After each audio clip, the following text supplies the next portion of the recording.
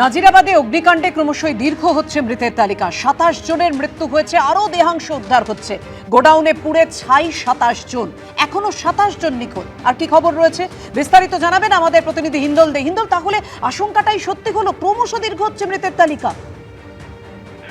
একেবারেই দেখো, এক কথায় বলতে গেলে নাজিরাবাদ কিন্তু মৃত্যুপুরী হয়ে উঠেছে। এবং তুমি জানো যে দুটো গোডাউন সম্পূর্ণ ভস্মীভূত হয়ে গিয়েছে, সেখান থেকে একের পর এক দেহাংশ উদ্ধার হচ্ছে। যেটা বারুইপুর পুলিশ জেলা পুলিশ সূত্রে খবর যে কিছুক্ষণ আগেই কিন্তু তারা আরো দুটি দেহাংশ উদ্ধার করেছে এবং সেই দেহাংশ দুটো মিলিয়ে কিন্তু মোট মৃতের সংখ্যা দাঁড়ালো 27 জন। তোমাকে বলে রাখি, 26 তারিখ যখন আগুন লাগে সেদিনকে দিনের শেষে পুলিশ সূত্রে যেটা বলা হয়েছিল যে 8 জনের দেহাংশ উদ্ধার হয়েছে। 27 তারিখ অর্থাৎ 26 তারিখের ঠিক পরের দিন সেদিনকেও 8 জনের দেহাংশ উদ্ধার হয়েছিল। 28 তারিখ 5 জনের দেহাংশ উদ্ধার হয়েছিল। 29 তারিখ 4 জনের দেহাংশ উদ্ধার হয়েছিল এবং আজ কিন্তু 2 জনের দেহ উদ্ধার, অর্থাৎ মোট 27 জনের দেহাংশ এই পর্যন্ত উদ্ধার হয়েছে এবং 27 জন এখনো পর্যন্ত নিখোঁজ।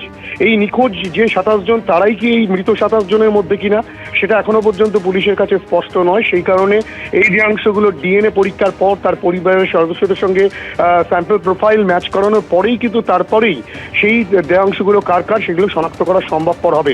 অর্থাৎ 27 কিন্তু এখনো পর্যন্ত নিখোঁজ সেটা বলাই যেতে পারে। এখনো তল্লাশি চলছে, যদিও আজ তল্লাশির কাজ শেষ হয়ে গেছে, যেহেতু অন্ধকার নেমে এসেছে এখন আর সেভাবে খুঁজে পাওয়া যাবে না। এবং যেটা দেখা যাচ্ছে যে যত পোড়া অংশ সরানো হচ্ছে, যত দুমড়ে মুচড়ে যাওয়া টিনের শেড, লোহার অংশ কেটে কেটে বার করছে পুরসভার বেশ কিছু কর্মী, তারপরেই কিন্তু দমকল কর্মীরা এবং নরেন্দ্রপুর থানার পুলিশ তারা কিন্তু যৌথভাবে তল্লাশি চালিয়ে এই দেহাংশগুলো উদ্ধার করছে। স্বাভাবিকভাবেই এখনো পর্যন্ত পুলিশের দেওয়া তথ্য অনুযায়ী মোট 27 জনের দেহাংশ উদ্ধার হলো, এখনো পর্যন্ত দেহাংশ উদ্ধার হয়েছে। ধন্যবাদ তোমায়।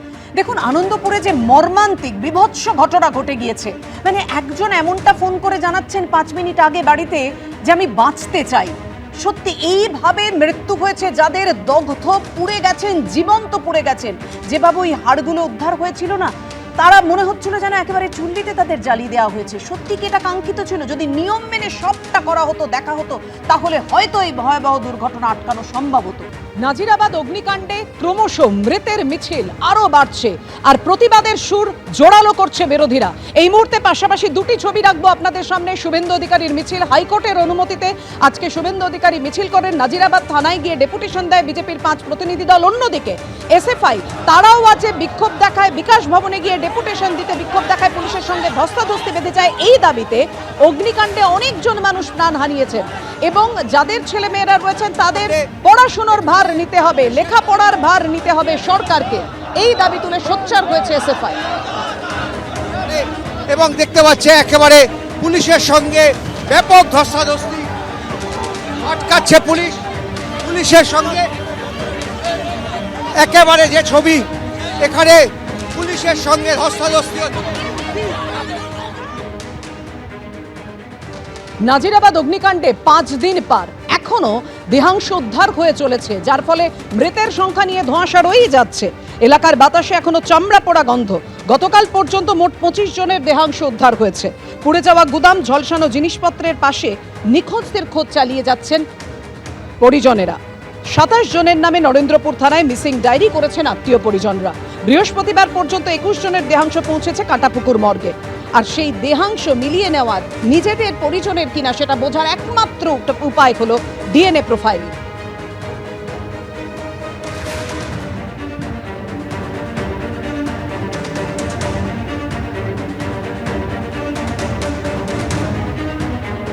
নাজিরাবাদে ভয়াবহ অগ্নিকাণ্ডের ঘটনায় আরো 2 জনকে গ্রেফতার করা হয়েছে। আপনারা জানেন, ওয়াও মোমো গোডাউনের ম্যানেজার রাজা চক্রবর্তী গ্রেফতার হয়েছেন। ওয়াও মোমো গোডাউনের ডেপুটি ম্যানেজার মনোরঞ্জন শীটও গ্রেফতার হয়েছে।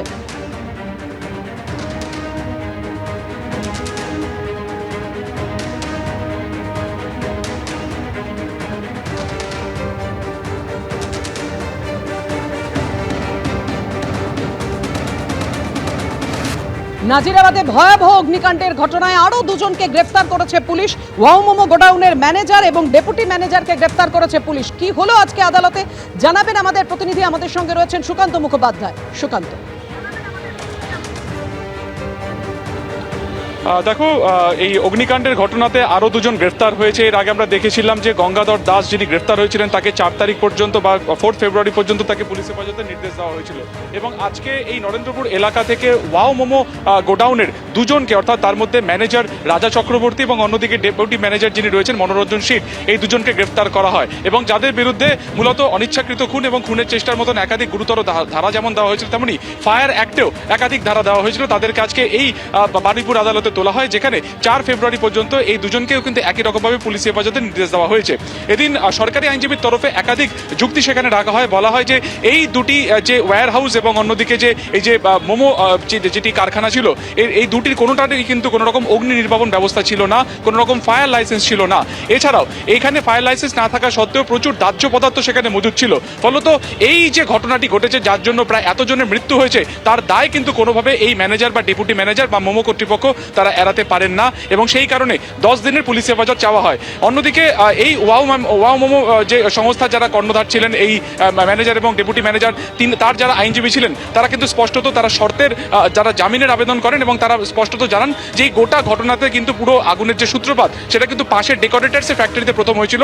সেখান থেকে আগুন ছড়ায় কিন্তু এই মোমো ফ্যাক্টরিতে। ফলত তাদের সেক্ষেত্রে কোনো দোষ নেই এবং তারা সম্পূর্ণ রকমভাবে সহযোগিতা করতে চাইছেন। এবং গোটা ঘটনাতে অভিযোগকারী হিসেবে কিন্তু এই দুজনের নামই রয়েছে। তাহলে কেন তাদেরকেই গ্রেফতার করা হলো?